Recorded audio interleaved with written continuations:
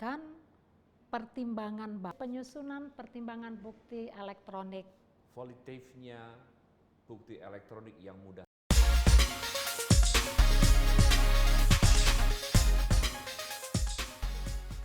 Selamat bergabung kembali Bapak dan Ibu peserta pelatihan penanganan bukti elektronik di persidangan. Pada hari ini topik kita adalah berkaitan dengan materi penyusunan pertimbangan bukti elektronik dalam putusan hakim. Bersama kita kembali ada Bapak Albertus Sadas. Selamat datang kembali Pak. Terima kasih. Ya, berkaitan dengan penanganan perkara terdakwa Baik Nuril Pak, kami ingin tertarik ini bagaimana Bapak menguraikan pertimbangan Bapak di dalam putusan. Maksudnya di dalam putusan tersebut, apakah Bapak mempertimbangkan di situ mengenai chain of custody-nya? Bagaimana kira-kira Pak? Boleh dijelaskan? Baik, terhadap barang bukti maupun khususnya bukti elektronik ya. Itu kami setelah melakukan proses audit trial ya, dengan metode chain of custody atau COC itu sendiri, mempertimbangkan bahwa terkait dengan sifat volitifnya bukti elektronik yang mudah rusak, mudah berubah, atau mudah diubah dan rentan untuk direkayasa, sehingga melalui penilaian kompetensi kami sebagai majelis, karena ini menyangkut penerapan hukum pembuktian yang nanti akan dituangkan di dalam alasan dan pertimbangan hukum sebagai ratio desidendi bagi hakim. Khusus kepada bukti elektronik berupa rekaman elektronik tadi, setelah keutuhannya tidak dijamin, maka kami mempertimbangkan di dalam pertimbangan, alasan dan pertimbangan itu, bahwa sekalipun itu diakui suaranya, namun keutuhannya tidak dijamin, dan dihubungkan pula dengan dasar pemeriksaan dakwaan, terutama terkait dengan perbuatan material mendistribusikan, mentransmisikan, dan dapat diaksesnya informasi atau dokumen elektronik yang bermuatan kesusilaan. Nah, oleh karena kami melakukan pembuktian di sini secara tidak utuh terhadap barang buktinya, terhadap bukti elektronik itu sendiri, sehingga kami kesampingkan dengan alasan dan pertimbangan bahwa bukti elektronik itu cara mendapatkannya sejak awal, sekalipun diawali dengan tindakan penyitaan yang sah, namun segi syarat material, ya kan harus memenuhi syarat formil dan material. Ya, nah, syarat material itu dalam hal apakah dapat dijamin keutuhannya. Syarat formil benar telah dilakukan penyitaan dan itu dapat difungsikan sebagai alat bukti. Ya. Sebagai bagian dari alat bukti untuk melengkapi alat bukti yang secara lex generalis dalam 184 ayat 1 KUHP. Kemudian setelah kami kesampingkan, kami hubungkan dengan barang bukti, baru dihubungkan ke barang bukti. Karena ini menyangkut nanti sistem pembuktian secara negatif yang juga harus diimbangi, ditunjang dengan keyakinan hakim.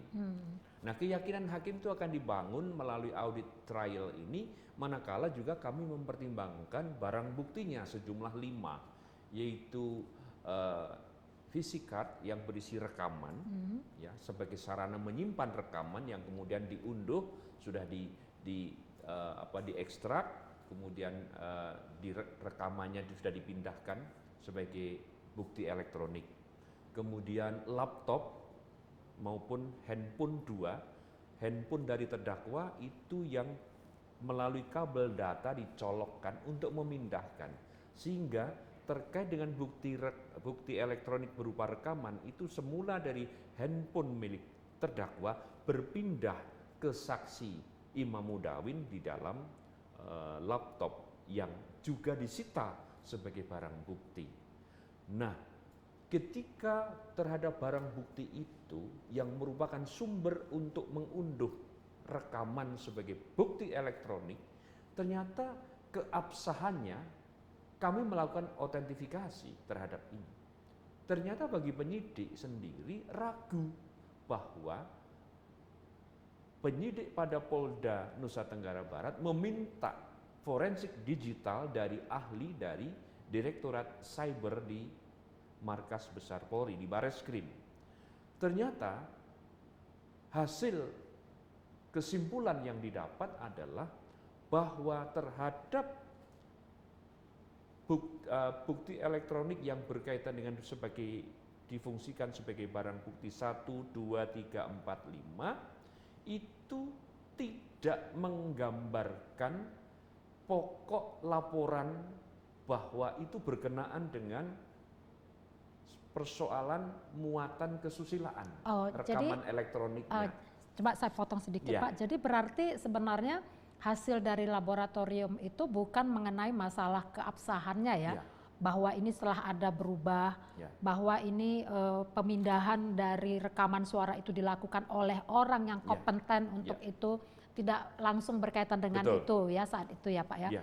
Pada saat putusan perkara tersebut sedang disidangkan, apakah sudah ada keputusan Kapolri itu Pak yang berkaitan dengan penanganan bukti elektronik? Pada waktu itu sudah ada apa belum? Sudah ada. Sudah ada sebenarnya ya. Dan itu menjadi SOP. Dan harusnya itu yang Dan dipedomani itu ya. SOP itu sudah dijadikan pedoman oleh penyidik Ya. maupun bagi ahli di dalam memberikan keterangan ahli tentang bukti elektronik yang dimintakan pendapatnya oleh sebagai ahli, yaitu dari Direktorat Cyber Polri. Oh, jadi Ya. di dalam perkara itu ada juga ahli waktu itu ya Pak didengar. Ahli dalam bentuk kesimpulan secara Kesimpulan, tertulis. Ya. kesimpulan. Nah, Sekalipun kami tidak hadirkan di persidangan, Tapi ada. cukup secara formil itu menggambarkan bahwa secara material setelah kami juga melakukan audit trial itu saya hubungkan ke sana. Itu connect sehingga mempunyai relevansi mengapa akhirnya kami menyimpulkan bahwa dakwaan tersebut pasal 27 ayat 1 tidak dapat diterapkan kepada terdakwa. jadi apa yang telah Bapak uraikan tadi itu dituangkan di dalam putusan. Putusan, kalau boleh saya Dijadikan singgung, sebentar, ini Pak. pertimbangan karena Ya. temanya tadi pertimbangan, ya. Ini di sini pada putusan halaman 27. Boleh sini, dibacakan Pak ya, pertimbangannya kalau poin mau pertama bahwa prosedur pemeriksaan digital forensik yang dilakukan telah didasarkan pada standar prosedur pertama tentang prosedur pemeriksaan digital forensik SOP nomor 12 tentang analisa audio forensik sebagaimana di dalam peraturan Kepala Puslap 4 Bareskrim Polri nomor 1 tahun 2014 tentang standar operasional prosedur pemeriksaan dan analisa digital forensik serta menurut prosedur ini sifatnya internasional Good Practice Guide for Digital Evidence ACPO 2012. Ini prosedur internasional yang didasarkan juga pada prosedur ISO IAC butir angka 17025 sebagai General Requirements for the Competence of Testing and Calibration Laboratories, dan yang ketiga prosedur nomor 27037 tentang bagaimana cara mendapatkan, bagaimana cara mengidentifikasi, bagaimana cara mengumpulkan, bagaimana cara memindahkan, dan bagaimana menjaga keutuhan. Di sini disebut Guideline for Identification, Collection, Acquisition, and Preservation of Digital Evidence. Jadi pertimbangan ini secara global yang diacu oleh pihak Polri yang sudah berstandar internasional. Dan dimasukkan juga sebagai Dimasukkan pertimbangan di dalam hakim pertimbangan. ketika mempertimbangkan itu. keabsahan dari Ya, betul. bukti elektronik yang disangkal oleh Ya. ini ya, Ya. apa Betul. namanya? Ya. Nah, Itu. Pak, jadi waktu itu kita ingin tahu ini dalam amar putusan Ya. ini status bukti elektronik berupa rekaman suara tersebut bagaimana Pak statusnya ditentukan di amar putusan? Kalau boleh dibacakan Pak? Kalau status barang bukti khusus menyangkut bukti elektronik itu merupakan turunan dari barang bukti yang sudah diekstrak, yang sudah dipindahkan, terutama lighthouses audiovisual audio yang sudah dipindahkan, plus sudah ditranskripsikan secara tertulis. Nah, maka berkenaan dengan itu status barang bukti yang ada 5 tadi itu semuanya dikembalikan karena ini putusannya bebas, dikembalikan kepada yang berhak. Seperti yang compact disc yang berisi isi rekaman pembicaraan itu dikembalikan kepada pihak pelapor atau korban. Pihak pelapor atau korban. Ya. Kemudian terkait dengan laptop yang tadi memindahkan dari handphone terdakwa kepada saksi Imam Mudawin itu dikembalikan. Itu laptop maupun kabel data, berikut kabel data dikembalikan ke saksi Imam Mudawin. Yang notabene di fakta kami nilai dia yang aktif sebenarnya untuk memindahkan. Kemudian handphone yang untuk akhirnya digandakan, dikopi, akhirnya menyebar, ini salah satunya kepada saksi Muhajidin. Kemudian saksi yang lain berupa memory card kepada saksi-saksi yang ada, 2 memory card dikembalikan. Serta handphone milik terdakwa itu dikembalikan, sekalipun sudah dalam keadaan rusak. Jadi semua barang bukti itu statusnya dikembalikan kepada yang berhak, yang sudah dituangkan secara jelas di dalam amar putusan. Sedangkan tentang bukti elektronik itu sudah menjadi bagian pertimbangan itu sendiri, yang merupakan yang sudah dinilai bahwa bukti elektronik itu menjadi bagian alat bukti maupun setidak-tidaknya juga menjadi alat bukti surat maupun alat bukti petunjuk dalam konteks sistem pembuktian yang ada di Undang-Undang ITE.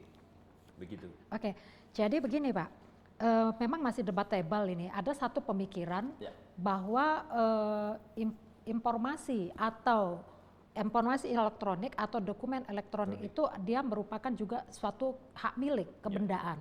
Nah, kita ingin tahu saja mengapa rekaman suara tersebut dikembalikan kepada korban, pelapor, dan bukan dikembalikan kepada terdakwa. Karena ini kan dari penyimpanannya itu kan di handphone milik terdakwa dan itu di bawah penguasaannya. Kita ingin tahu saja pemikirannya waktu itu kenapa dikembalikan kepada si pelapor, Pak? Ya, bukti elektronik itu diperoleh dari perangkat elektronik, yaitu handphone milik terdakwa, handphone milik korban atau pelapor, dan kemudian terjadi transmisi dan distribusi melalui laptop yang dicolokkan ke HP korban sehingga rekaman pembicaraan itu berpindah dari handphone terdakwa yang notabene masih ada rekamannya namun tidak utuh lagi. Sehingga yang dikembalikan ini handphone sudah dalam keadaan rusak. Handphone dikembalikan kepada terdakwa. Ya. Rekaman suara dikembalikan kepada saksi pelapor. Rekamannya kan juga ada di di terdakwa.